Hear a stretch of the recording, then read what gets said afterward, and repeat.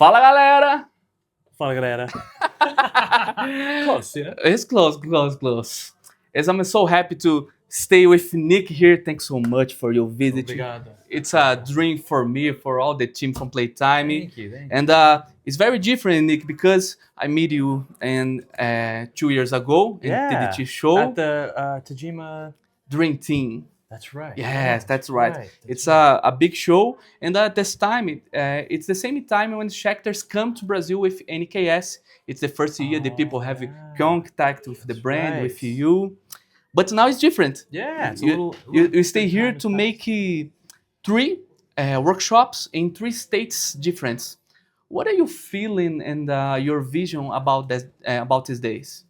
Well, I haven't done any guitar clinics in quite a while.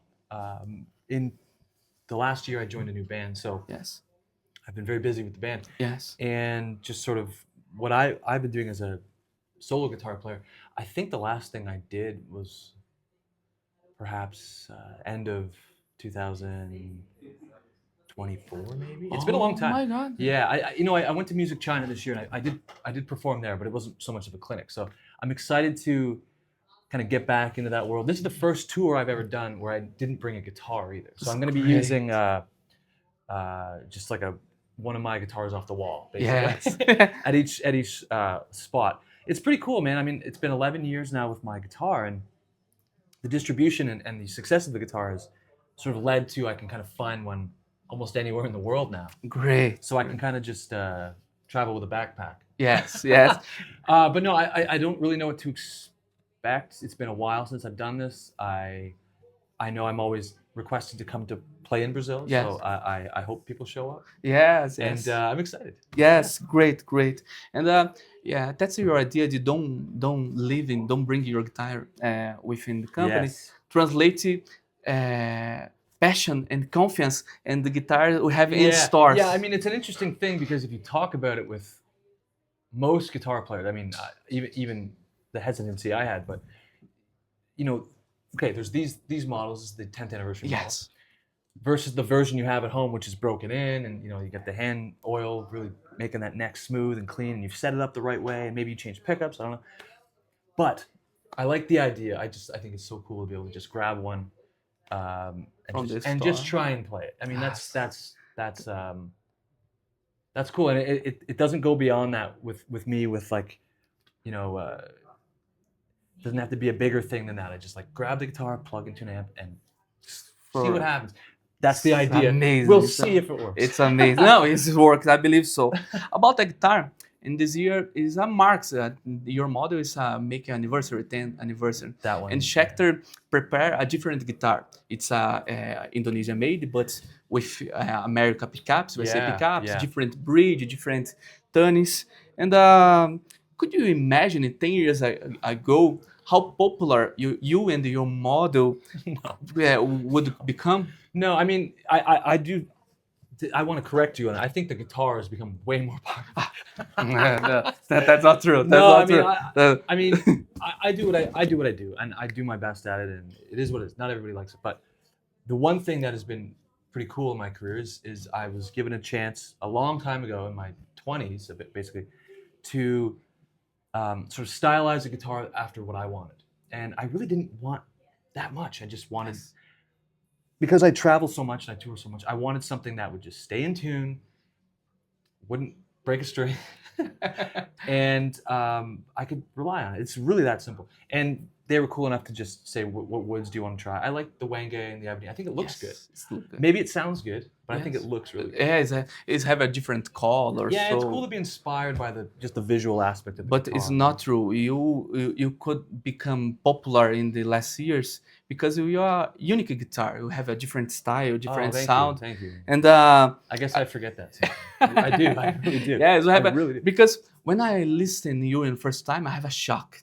Because I never heard a Strat sound like yours. Oh, wow. Because in first time I listened and after I see it's a Strat. Because it's so clean, it's so beautiful, but it's so heavy, so powerful in the same time. And even the Mastodon, you don't change the model, you change the pickups in a few songs. I think one song or a couple of the tracks I still play HSS. So yeah, I mean, it's an interesting thing. I grew up playing a Strat, so yes, the whole thing was like getting that neck shape, my hand like developing around yes. and the way the body sits, but still trying to play like some of the 80s guitar players I really liked, even though they were using more of like a humbucker, yes, super Strat kind of thing. So it was kind of like this low output, but I needed to maybe hit a little bit harder to compensate, and then that's just where that sound came from. And then as I started touring more and more on my own, I would play these really old, sometimes really bad venues, like really old. yes. Somewhere in England where it's all made of brick and it's just the worst hum in the. You can imagine. Turn the Yeah. you go to the middle position or the split position. It goes yes. away. Middle position. So I kind of went the humbucker route in the bridge for that very reason. It wasn't for like a different, maybe thicker tone. It was just when I'm touring, I want something to just there's all this crap going on in the air. Let me just get rid of it, and it worked like a charm. It also happens to be sort of a lower output pickup, so you got to hit a little harder still. But again, I like that. I like that extra room to kind of breathe a bit. Great. That's the reason you made the choose to take Strat and Tele for your signature model, because Schecter is very famous to make different models. Yeah. It's most for popular for metal or rock, and you choose a classic guitar to make your signature. I didn't want something new, and I didn't want to. I see some really beautiful Schecters in this room, and the identity each one of those guitars have, and especially if it's a signature model like Zaki or Sinister, such a unique piece. I didn't really want to do that.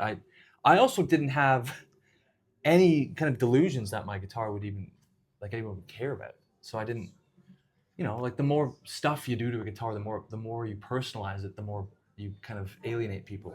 Yes. And I was so afraid of that. I was so afraid of anybody being like, you don't even deserve a guitar.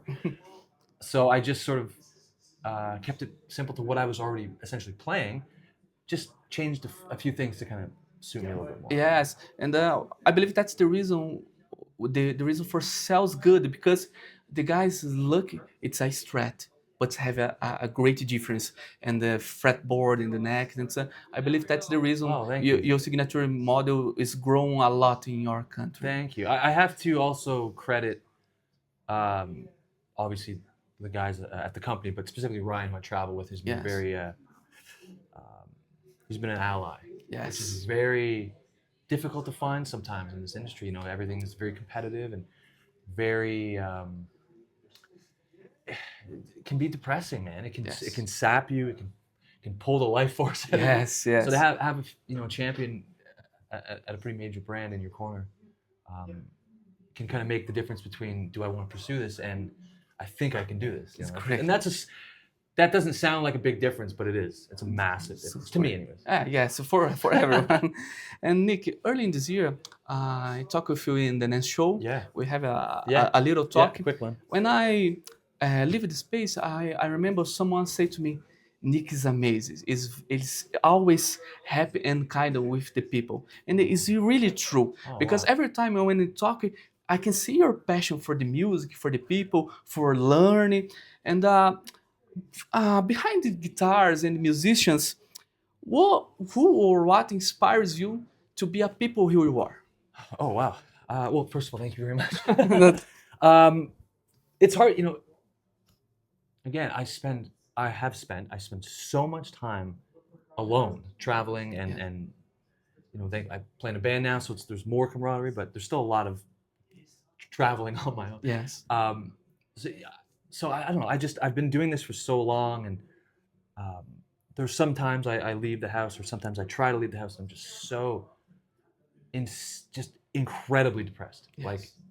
Like I'll never get over this depression. That level of depression. Yes.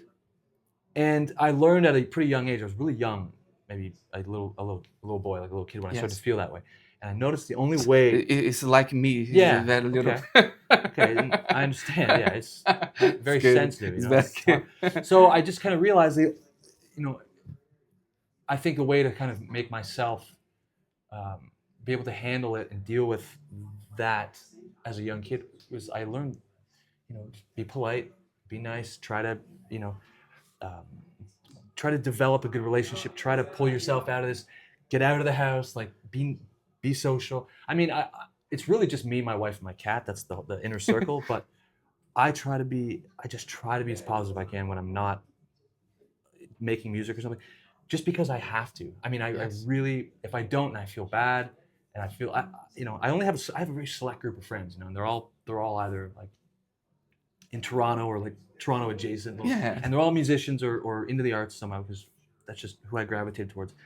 And I want those friends. Like I love those people, and I want to be someone that goes, yeah, when Nick was here, it was great. Like, and when I'm in that, this feels great, and then I'm like, I feel better. So it's kind of like a self-fulfilling prophecy, you know. It's like it's great. It's like without it, and I'll get it on airplanes. I'll be sitting there on the way to a long trip, just like, what am I doing? Why am I still doing this? Who am I? Where am I going? Why am I? But then, you know, kind of center yourself, and I found the only antidote is by being nice and personable. And it's like you said in the car, you know, the real thing is like helping your family and building your relationships. And I mean, I've gotten as good as I have at guitar.